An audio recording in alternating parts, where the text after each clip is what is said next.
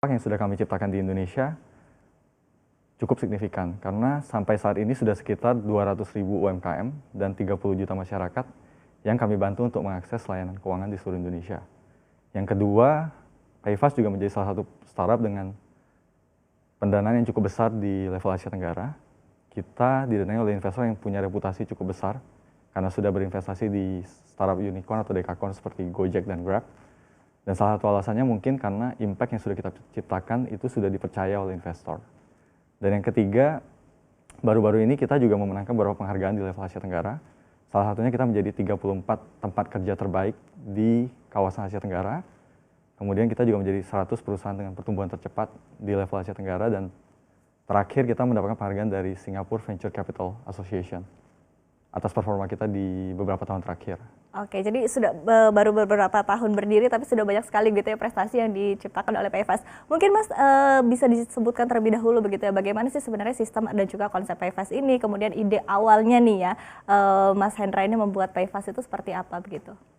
Ya, jadi PayFast ini didirikan oleh tiga pemuda, saya dan dua teman saya. Kita semua masih di bawah 30 tahun, jadi itu salah satu alasan kenapa kita masuk di Forbes 30 Under 30. Jadi co-founder saya Jeffrey dan Ricky, kita bertiga ini dari kota kecil. Kita dari kota Jambi di Pulau Sumatera. Jadi kalau kita lihat secara perekonomian Jambi itu cukup maju, namun jika dibandingkan dengan Jakarta masih banyak potensi yang belum termaksimalkan. Jadi ayah saya sendiri adalah pedagang kain, Jeffrey ayahnya adalah pedagang ikan hias. Jadi kalau kita sebut kategori pedagang kain dan pedagang ikan hias ini, mereka adalah UMKM. Berbeda dengan perusahaan di Jakarta yang sudah besar, seperti mungkin kita lihat ada perusahaan Trans, ada perusahaan Indofood, dan lain-lain. Jadi ketika kita mendirikan PayFast, kita punya misi, bagaimana kita bisa membuat Indonesia menjadi macan Asia Tenggara dengan memberdayakan dan memajukan UMKM.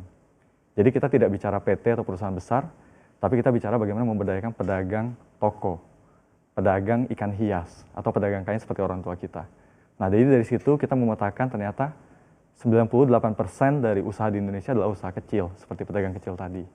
Dan kebanyakan lokasi mereka ada di lokasi yang bukan di kota besar. Sulit terjangkau. Sulit dijangkau oleh layanan perbankan. Jadi pada waktu itu kita melihat potensi teknologi dan internet untuk menjangkau mereka, sehingga kita memutuskan mendirikan PayFast. Jadi dari namanya saja Pay dan Fast, artinya adalah layanan finansial dengan lebih cepat.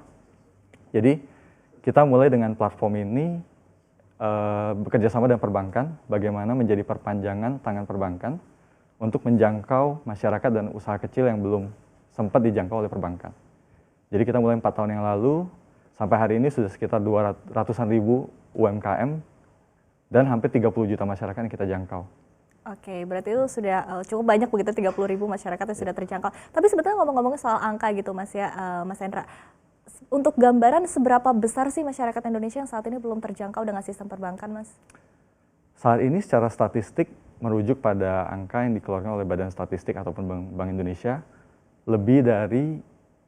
kurang lebih dari 50% populasi orang dewasa Indonesia masih belum mengerti tentang apa itu perbankan dan apa fungsi dari tabungan atau perencanaan keuangan.